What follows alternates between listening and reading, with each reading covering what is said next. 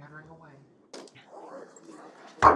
I call this meeting to order. Please stand and join me for a moment of silence, followed by the Pledge of Allegiance.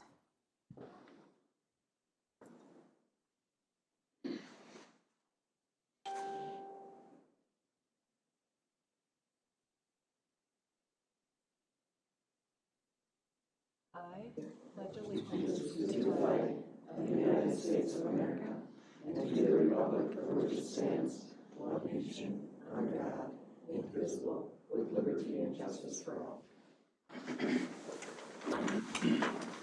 Thank you. Good morning and welcome to this October 17th, 2023 meeting of the Sherburne County Commissioners. And we'll let the roll call show that Commissioner Danielowski is absent this morning. She's not Zooming in, is she? Madam Chair, she is not. Okay, she is out in Washington, D.C. on some county business with the APO. So we wish her well out there. With that, I would be open. I have been notified of no changes to the agenda. So would be open to a motion to approve. So moved. Motion's been made by Commissioner Hulls, I'll second that. seconded by Commissioner Felber. All in favor, please say aye. Aye. Opposed, nay. Motion has carried. Agenda item number 2 brings us to our open forum. Do we have anyone signed up for open forum this morning? There is nobody signed up, Madam Chair. Okay, great. Thank you. We'll move on to the consent agenda, item number 3. I have been notified of no changes to the consent, so it is there before you, and I'd be open to a motion. So moved.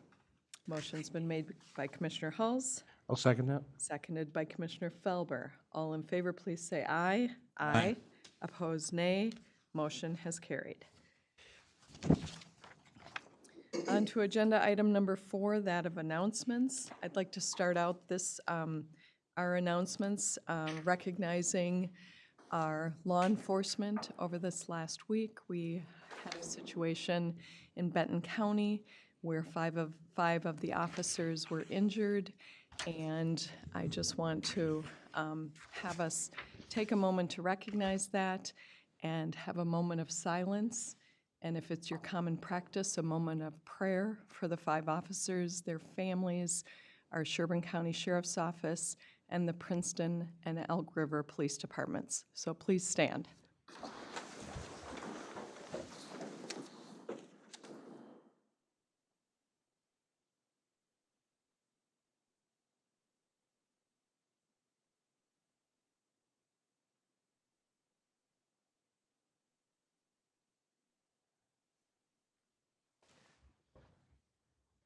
Thank you.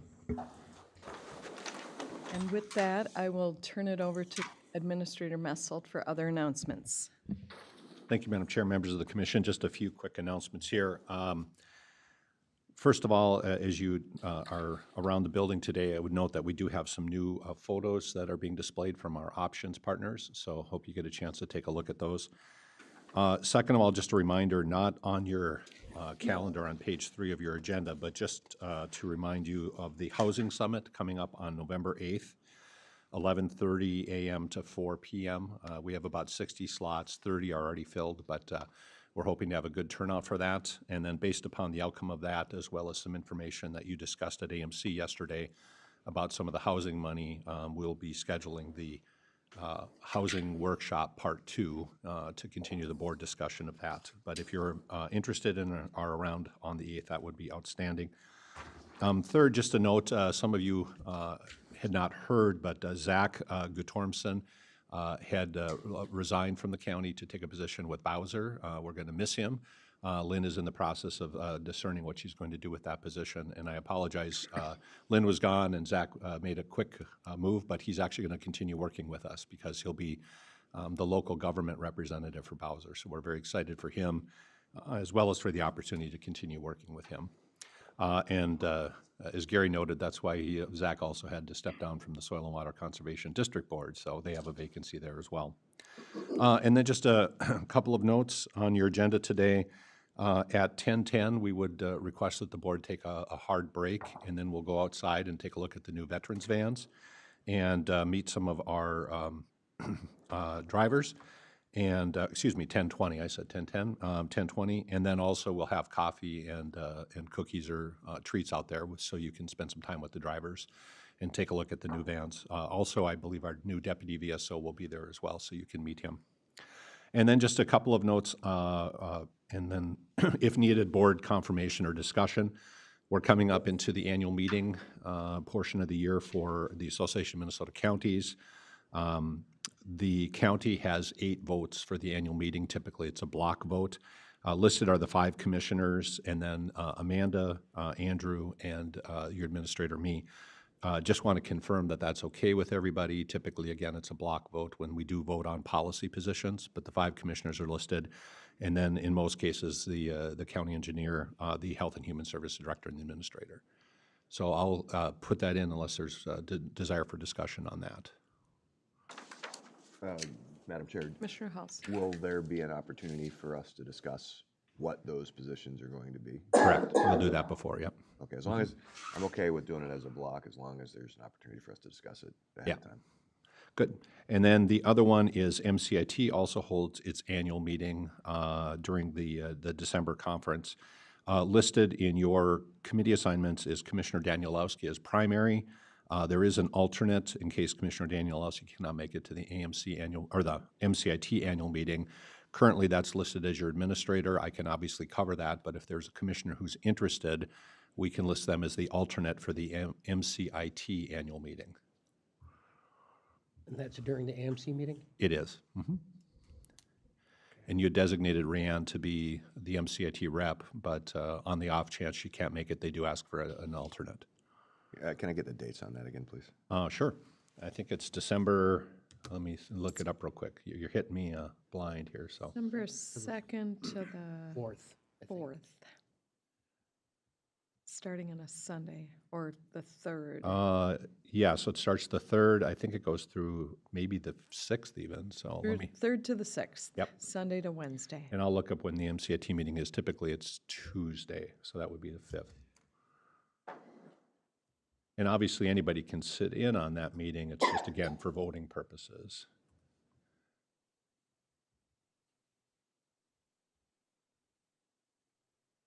Any thoughts? Interested. I generally go if I'm available, but not sure. So, I So think- should we, I'll just leave it as the Sure. administrator as the alternate. And again, anybody can go, but just for their voting purposes, we have to have that. All right. And with that, that's the end of the announcements. One clarification on that. So is that the reason, I show the county board meeting that week on December 7th? Which That's is why we moved Thursday. it. That's why that was moved, okay. we switch that each year, so. Okay, any other announcements? Okay, seeing none, we will move on to agenda item number 5.1. Consider and approve by proclamation the designation of October as Manufacturing Month. Ms. Jessica Bartle, thanks for Good joining. morning, Commissioners, Madam Chair. I just wanted to bring before you an opportunity to commemorate the manufacturing industry and its contributions to our state economy and our local Sherburne County economy as one of our largest industries.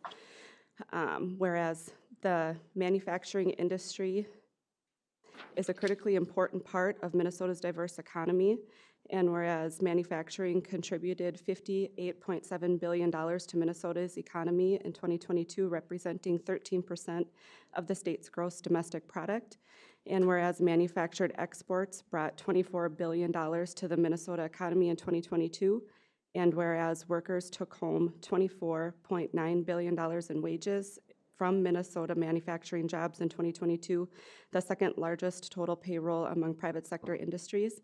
And whereas manufacturing in Minnesota pays an average annual wage of $76,950, which is 10% higher than the state's overall average private sector wage.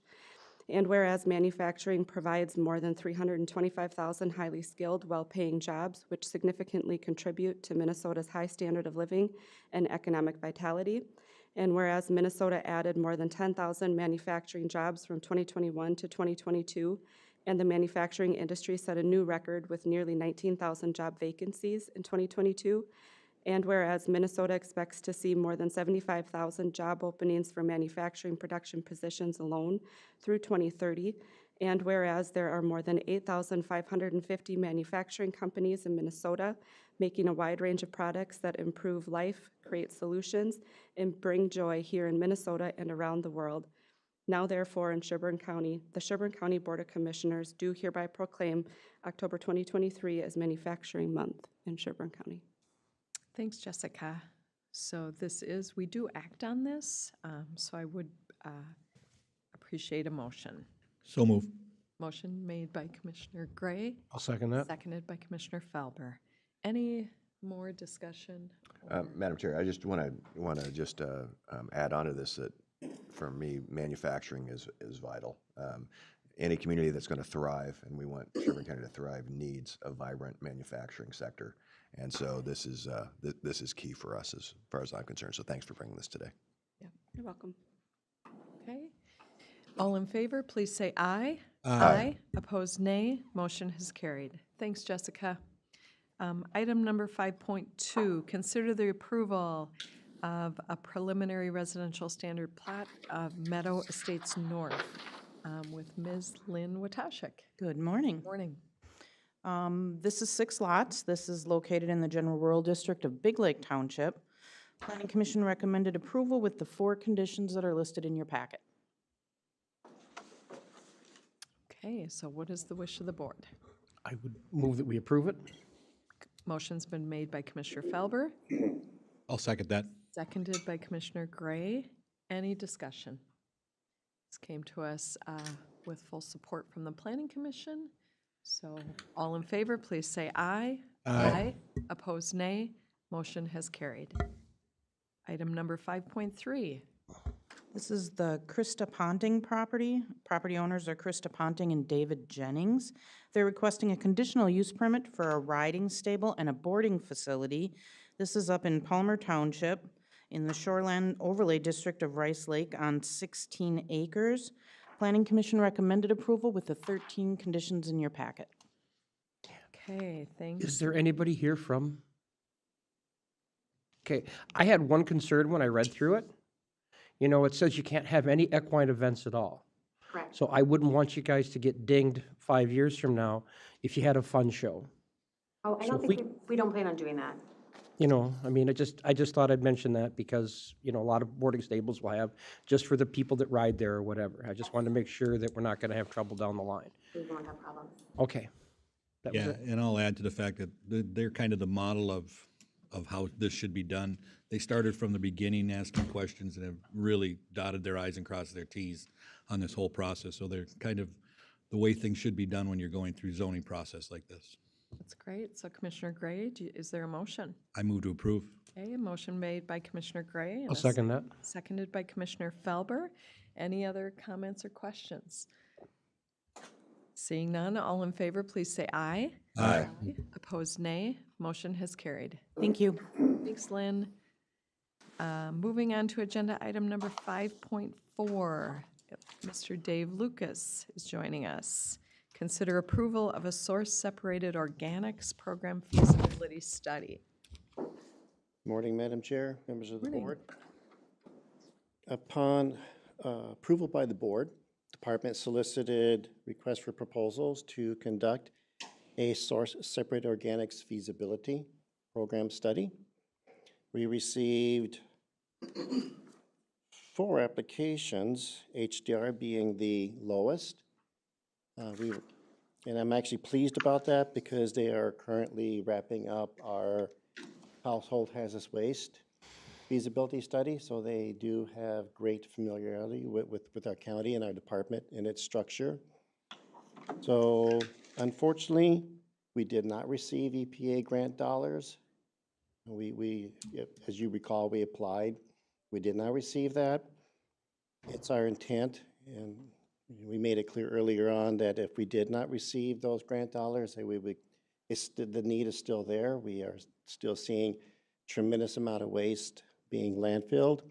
Organics does provide a means for abatement, so we do plan to fund that internally. That's part of the study, is to determine how it could be sustainable. So that's an important part of this feasibility study. So with that, I do recommend moving forward with HDR to conduct this study. Okay, so I will open it up for questions or comments or a motion. This is something I know that we need. We need to try to figure out everything that we can do to reduce the amount of trash that's going into our landfills. Because we're not making any more lands. These are one of the things we've got to figure out. So I would move that we approve this. Motion's been made by Commissioner Felber. Is there a second? I'll second that. Seconded by Commissioner Gray. Any other questions or comments, discussion? Yeah, just a quick question, Madam Chair.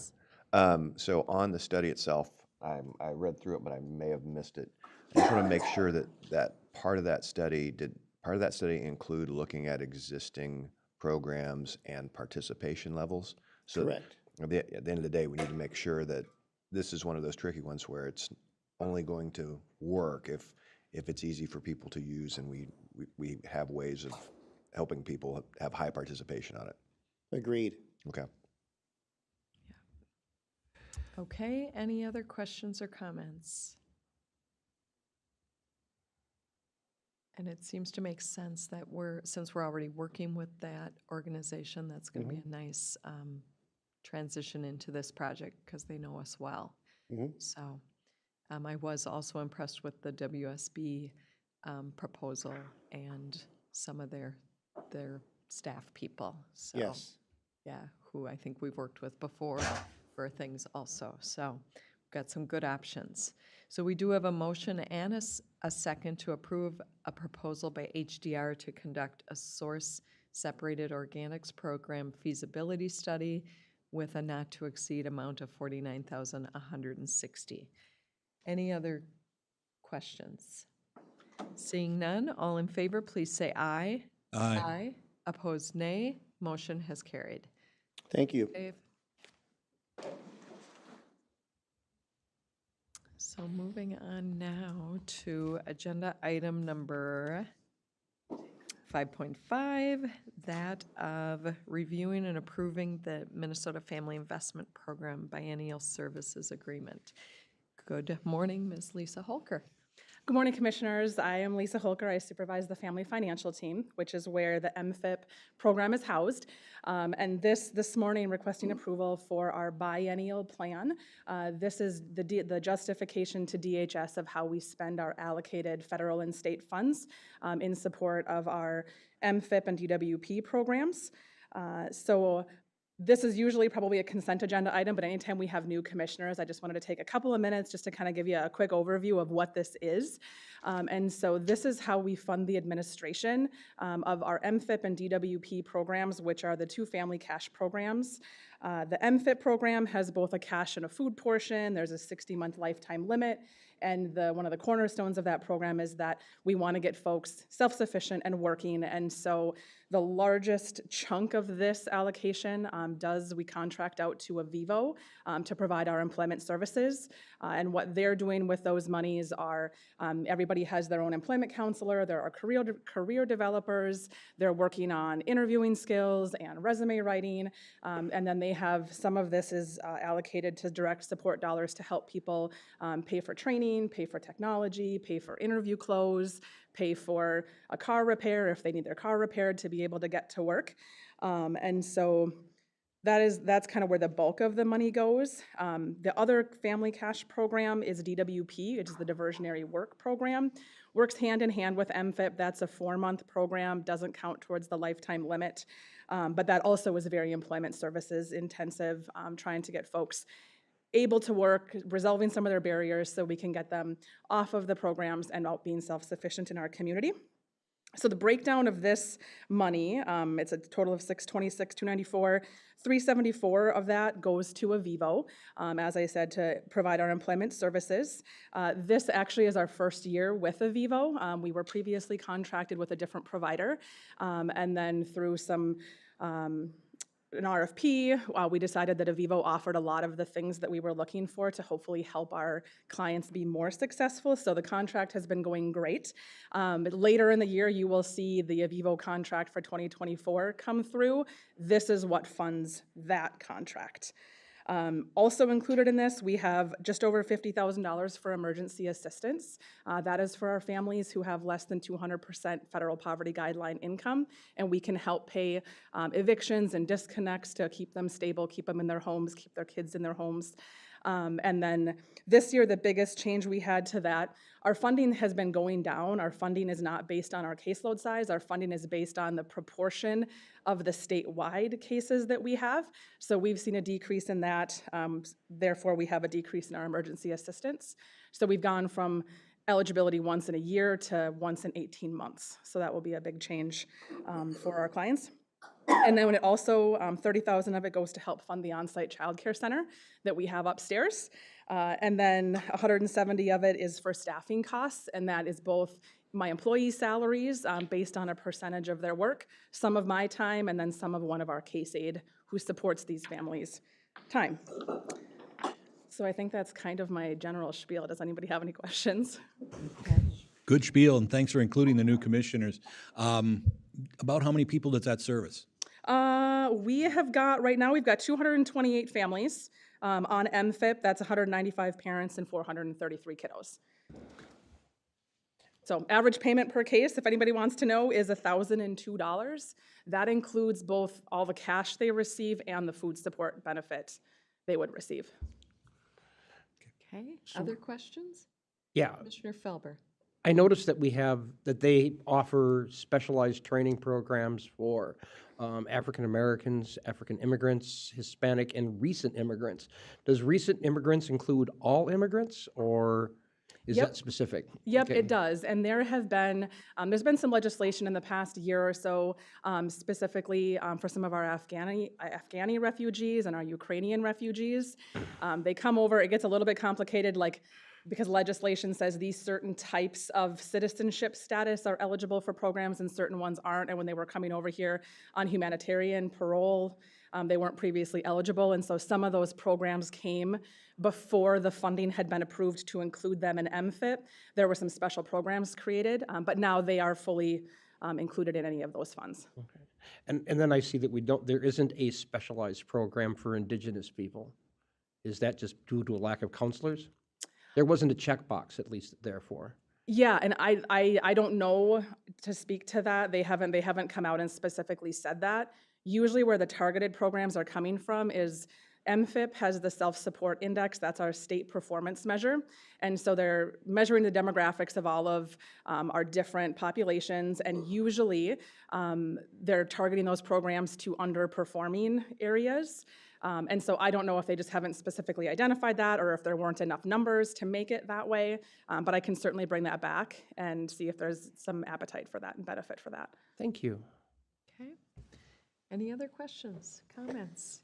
This is an action item, so I would be open to a motion to approve the 2024-2025 biennial services agreement for the Minnesota Family Investment Program. I will make that motion. Motion's been made by Commissioner Felber, I'll second it. seconded by Commissioner Gray. Any other questions or comments?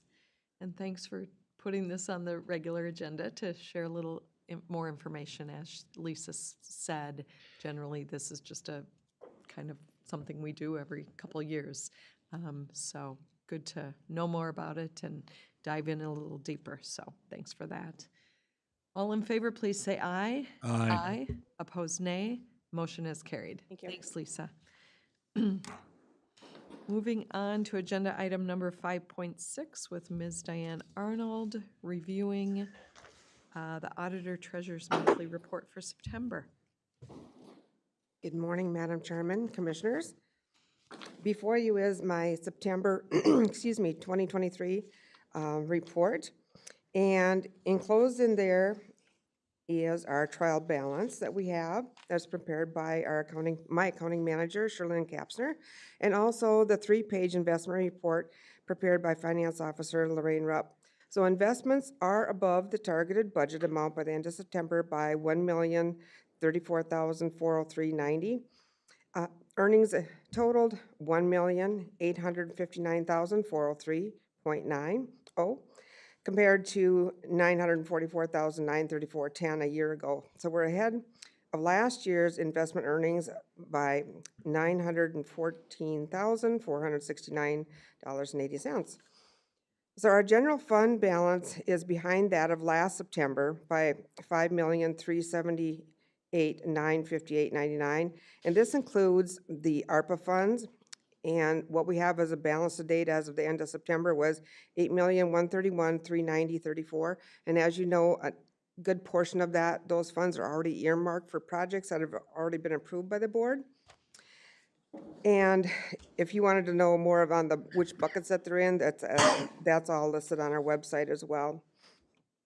Recorder's compliance, the unallocated account is approximately $405,889.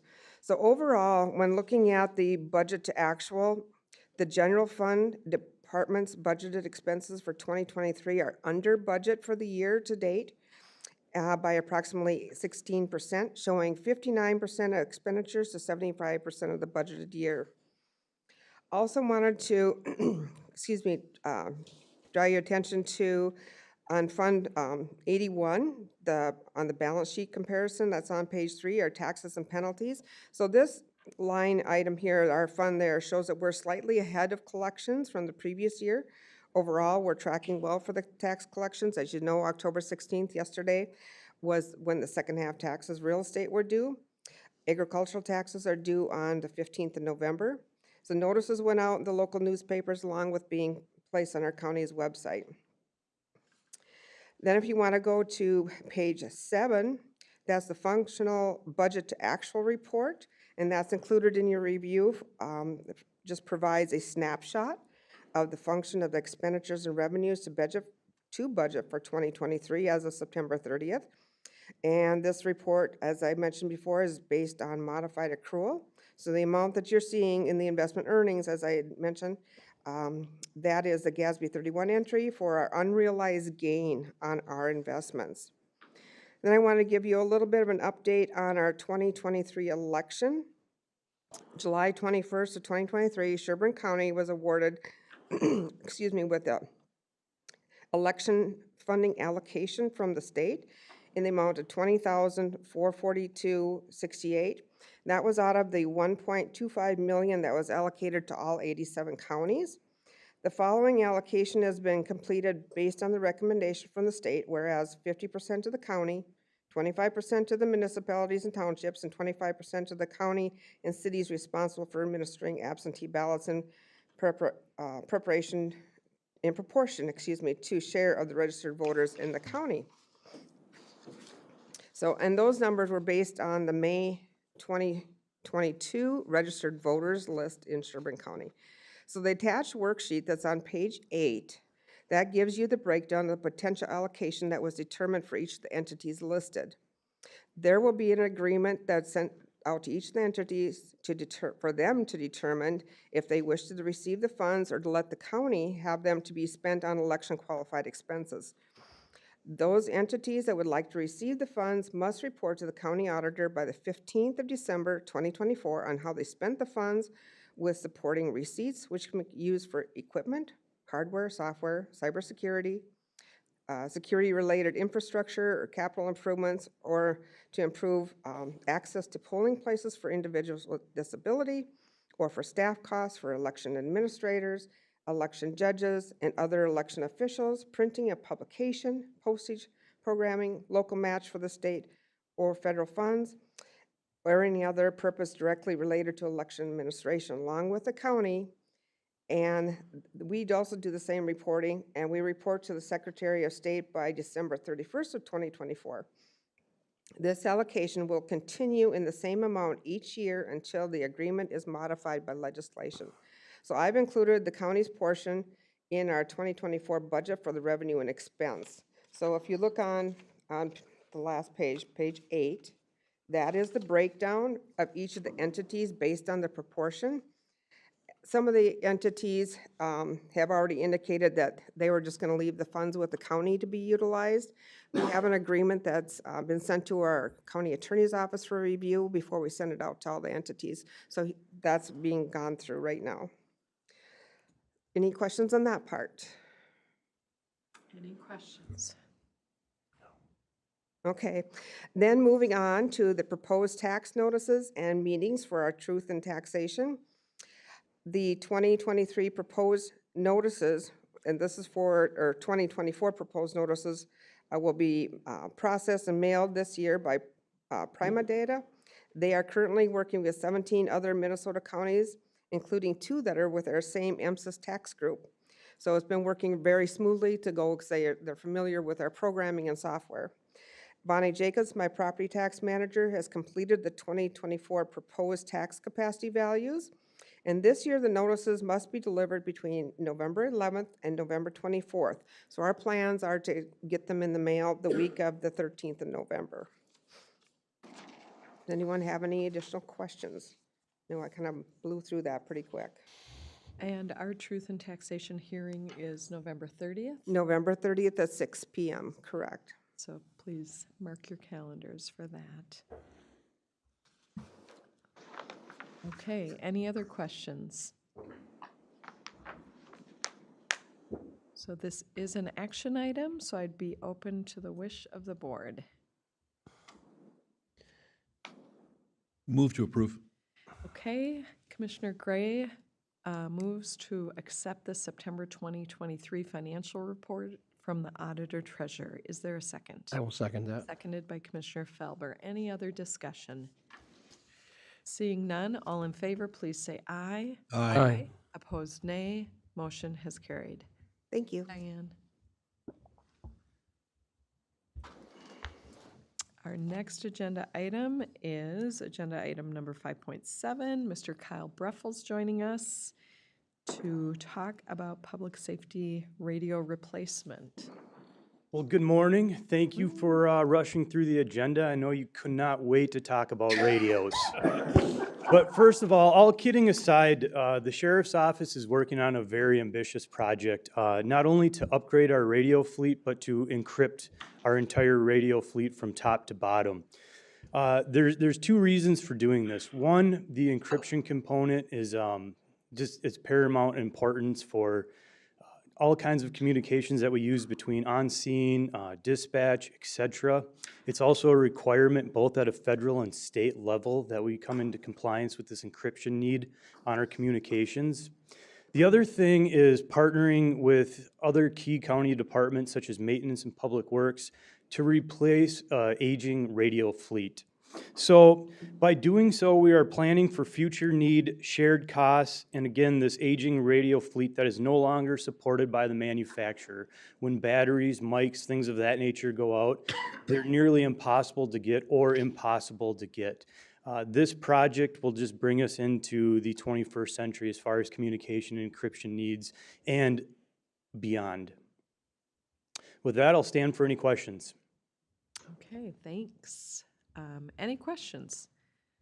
No, I do have a comment. I mean, I just know that this is something also that bringing radios and things up to speed is super important. You cannot have radios that don't function. You can't have radios that are old and sketchy in an emergency situation. So, How fast do they roll these out? This is a lot of radios, isn't it? Correct. This is a huge undertaking because, you know, you have the radios, the batteries, the chargers, the mics. These are all separate components. The goal is to have this by Q3 to Q4 of 2024. So completed, not only just getting the equipment, but then programming them up, loading the encryption in, and teaming up with our partners. Once the Sheriff's Office does that, our local PDs too will have to do the same. And then there's different equipment to get the dispatch councils up to snuff, right? So this is a huge undertaking. It's just not necessarily radios, but the whole gamut. Does this include the local fire departments or no? No. No, okay.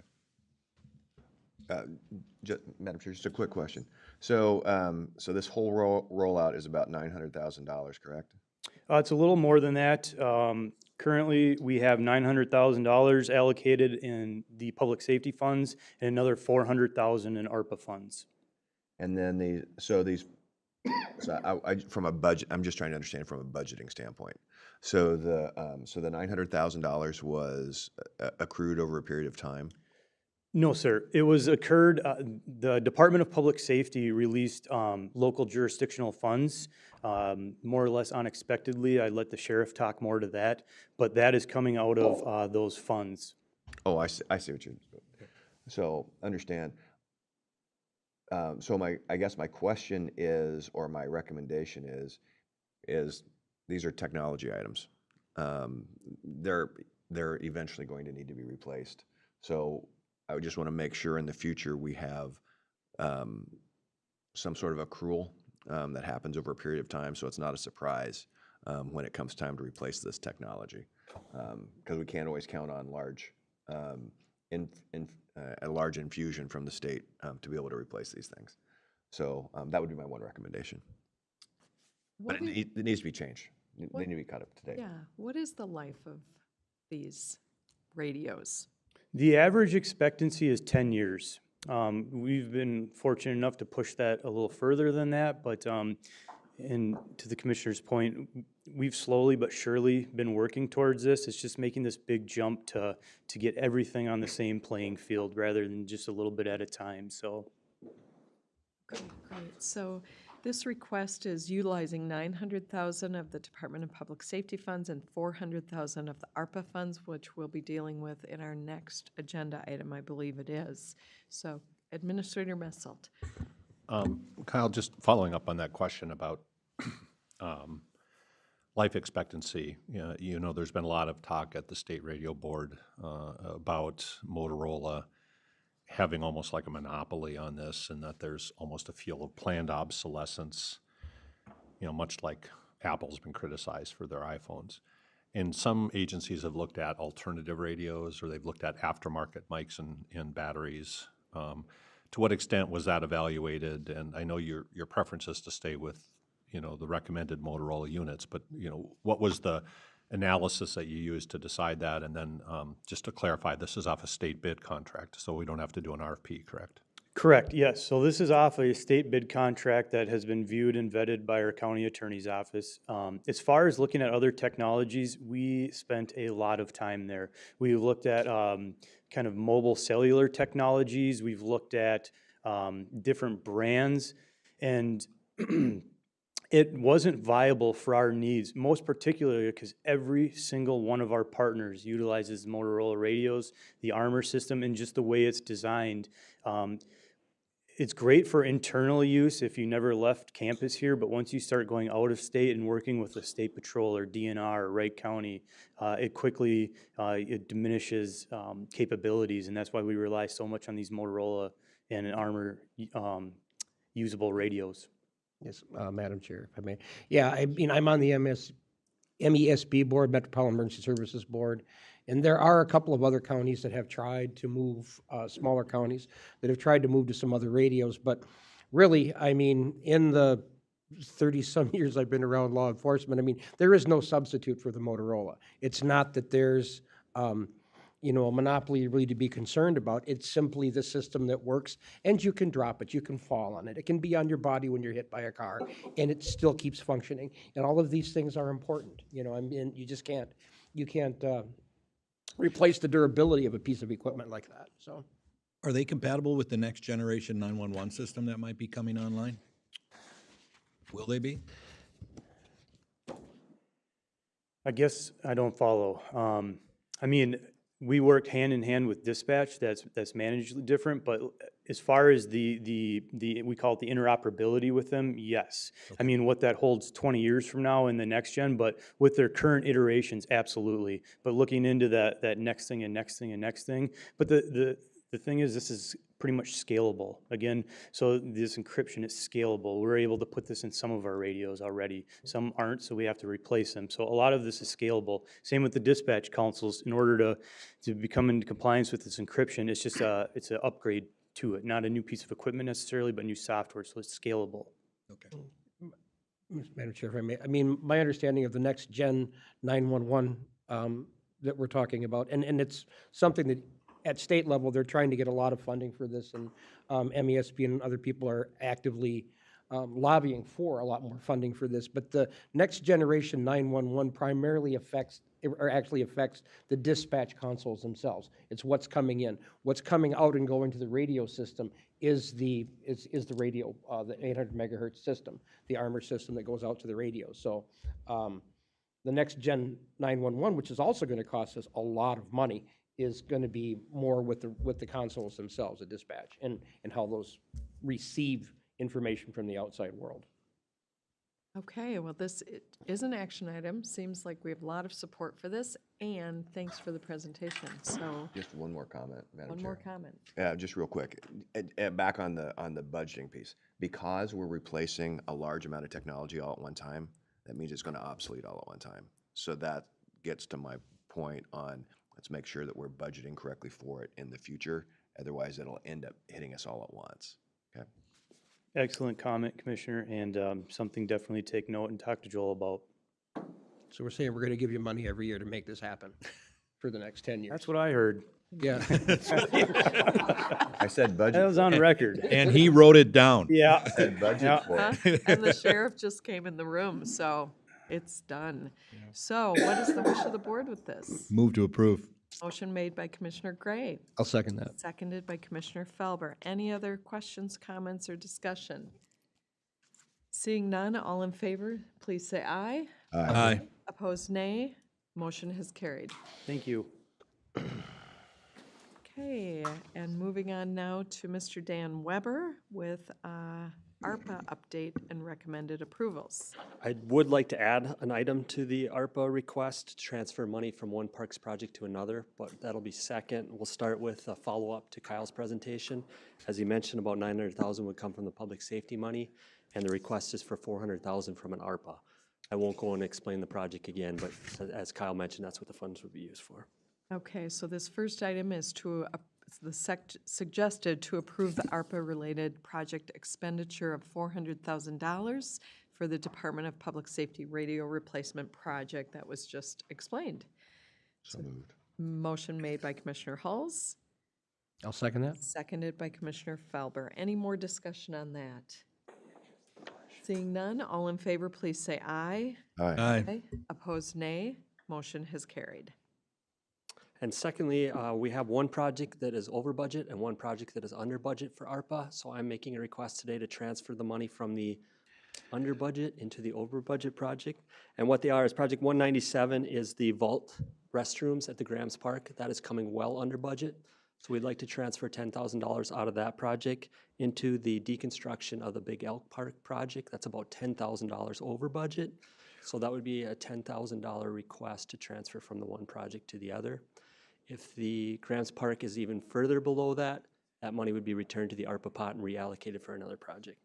Okay, so this isn't a new request for funds, this is a transfer of Correct. funds. So the vault restrooms at Grams Park, shifting those funds into the deconstruction of Big Elk Lake Park. So what is the wish of the board? So move.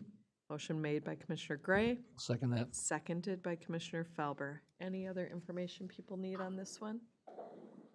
Okay, seeing none, all in favor, please say aye. Aye. Aye. Opposed, nay. Motion has carried. Thank you. Thanks, Dan. We are moving right along this morning. So we're on to Commissioner Correspondence, Committee Reports, upcoming meetings, future agendas. Who would like to start? I'll go.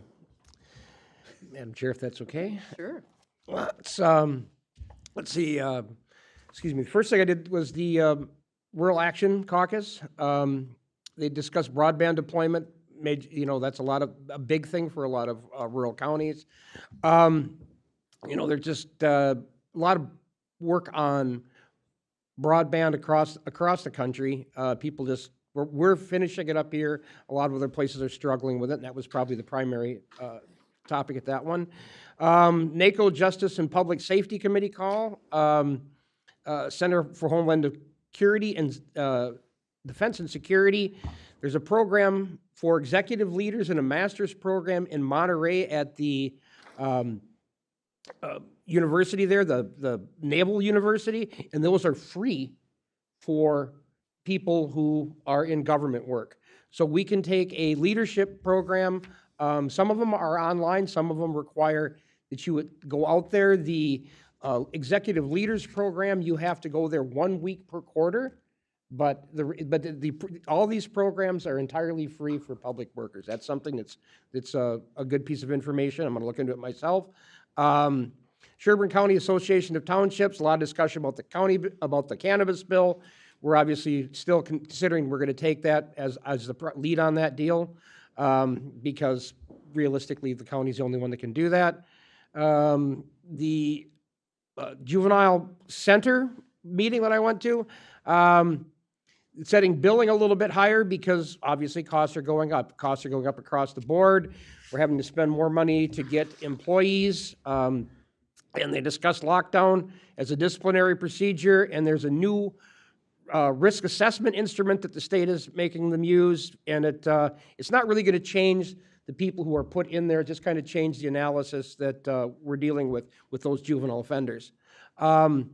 Metropolitan Emergency Services Board, I already talked about that some. Still focused on trying to get funding for replacing the 911 system to make it more compatible with how we do our phones now.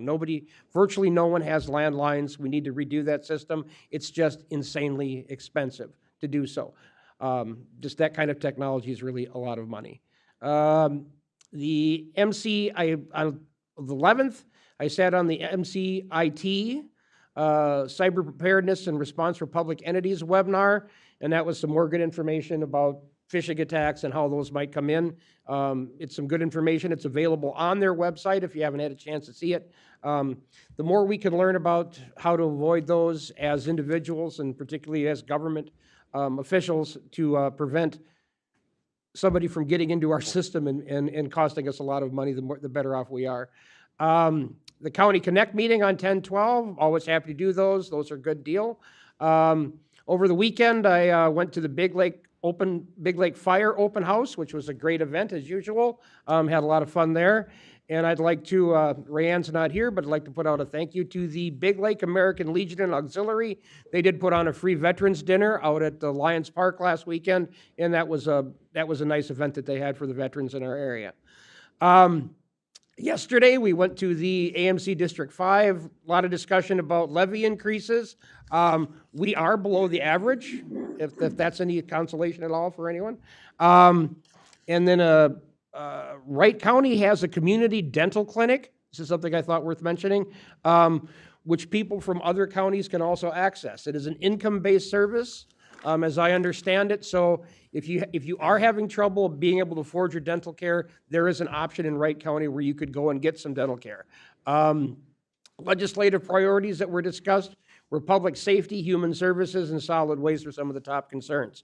One other thing that I have is that a couple meetings ago, I mentioned that we had changed our criteria for supervising people who are on conditional release. I'm happy to say that has been reversed and that we are now more rigidly supervising those people in the community. And one more thing I want to mention, and it really doesn't have anything to do with this, but the situation that we had last week with the officers who were shot, I mean, there's a lot of talk you see on the radio, TV, media about no-knock warrants. That is a classic example of why law enforcement frequently prefers to use a no-knock warrant, because then the person inside that building does not have time to prepare an assault on the police officers coming in. That's just more of a personal thing, and that's all I have for today. Okay, Gary. October 4th, SCAP meeting, Sherburne County Association of Townships. We all attended that.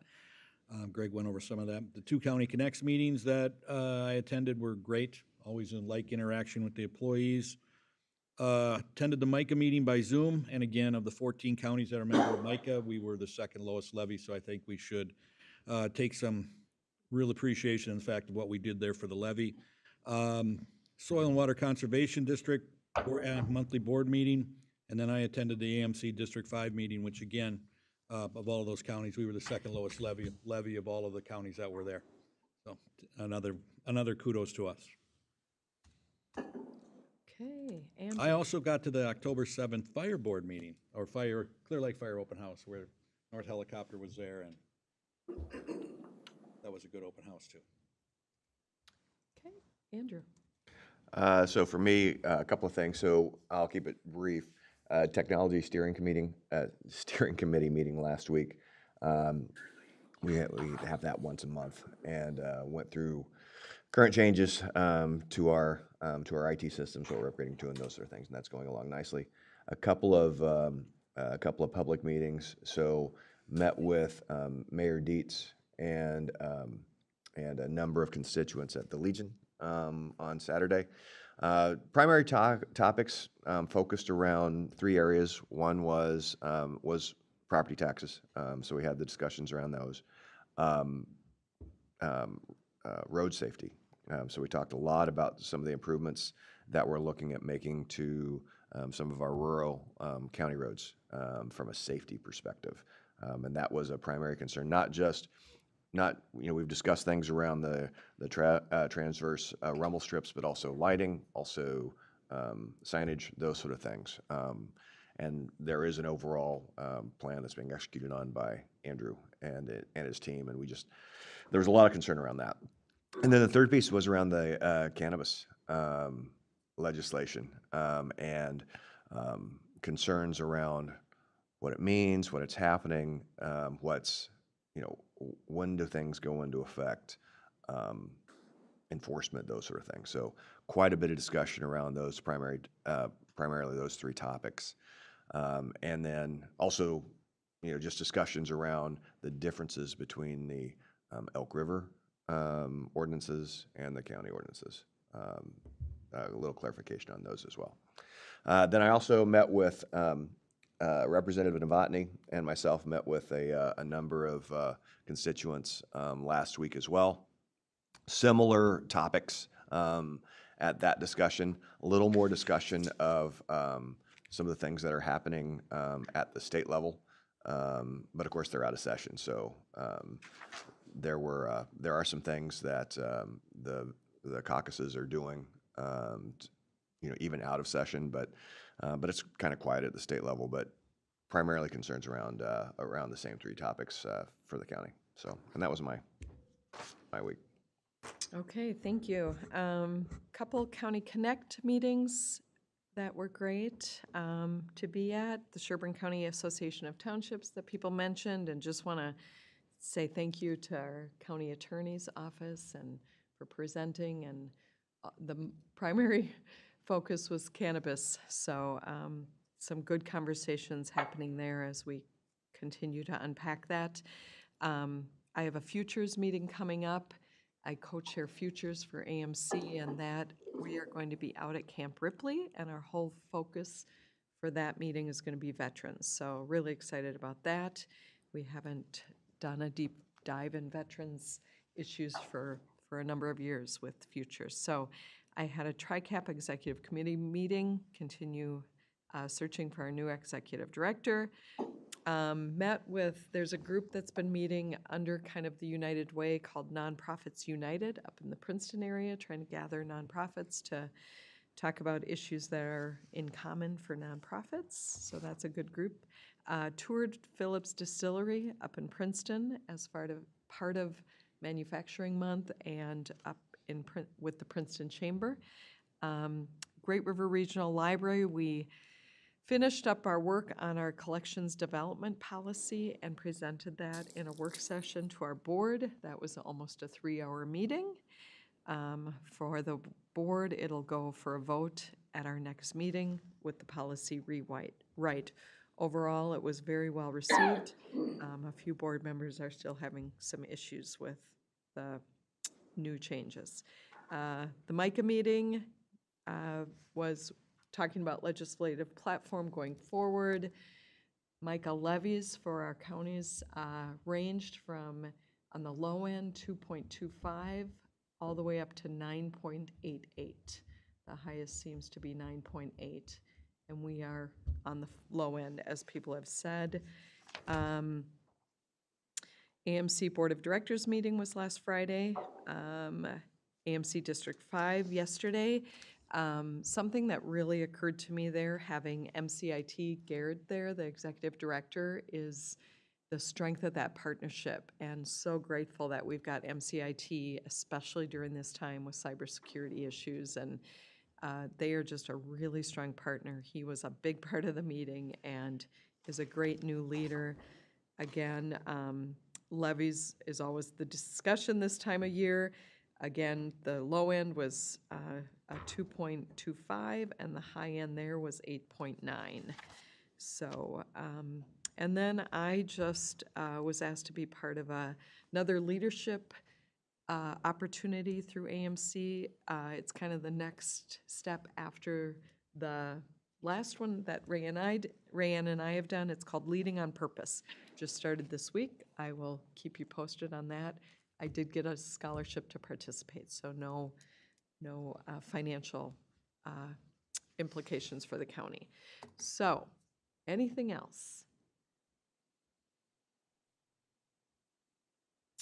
I see none. So we are going to. Mike is here if we want to move up the ditch meeting. Great. So our meeting for our break for the Veterans Van Driver Meet and Greet, that we have a specific time at 10:20 for that. So let's move into Mr. Mike Lind. I was Lindenau for the.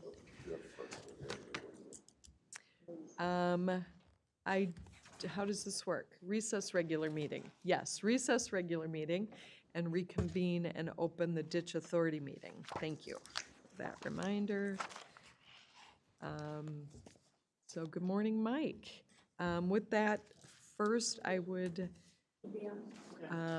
ask for a motion to approve the agenda. So moved. Motion's made by Commissioner Hulls. Is there a second?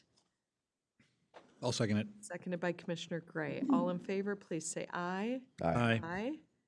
And now the ditch drainage technician's report.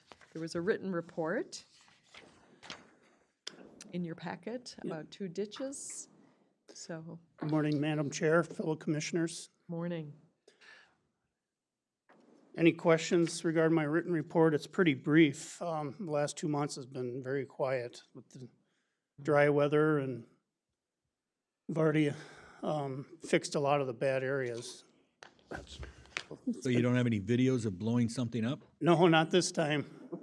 Not this time. We did have a couple beaver issues, but they were on culverts, so I don't think blowing them up would be a good idea. Probably not. No. So, and then last week, County Forces opened up ditch 34 where that culvert was plugged. With our, we have a mini backhoe, and they have a pole that they use to just basically ram it through, and once you get it loose, the water just flushes it right out, and go downstream and grab what you can and hope for the best. This area here is, from last report, we did about 900 feet of 12-inch dual wall plastic tile here in Elk River. I believe it was Mr. Felber that asked, what does this pipe look like and how does it go together? So I took a few pictures. This is the area again, just north of the Burlington Northern Railroad tracks out in County Road 35. This is the pipe that we used. It was 12-inch dual wall plastic. This is the bell end of the pipe. This is the male end with the rubber gasket. You can see the rubber gasket right here. And that's what seals the pipe. It's a very tight fit. So we shouldn't have any more issues with tree ruts in this stretch of tile. There's some extra pipe from the job. We will use this over by Zimmerman, but on the 169 project we plan on doing here probably in the next couple weeks to get started on. So Mike, maybe I missed this too. What's that made of? What are those pipes made of? It's plastic, HDPE. Okay. And it's dual wall smooth, so the inside of the pipe is smooth, which helps keep it clean. And it's dual wall because there's an outer and an inner wall. It's a lot sturdier and more durable than single wall. Okay. This is the lubricant that we use to put on the gasket. It's basically like a grease. You just put it on with a paintbrush all the way around the gasket. So it makes it go in a lot easier. And if you don't use it, there's a really good chance that that gasket will roll on you and it won't go in all the way. And what we call home is when it's all the way to the end. All the way to the end, you can see where the pipe gets smaller outside of the bell. When you get all the way to that point, that's called home.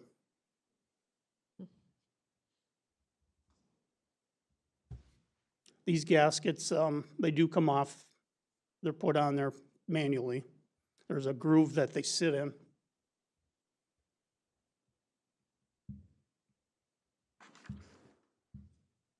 Phoenix pipe, yep, it's about $9 a can, and that can's like a quart. It's 2 pounds.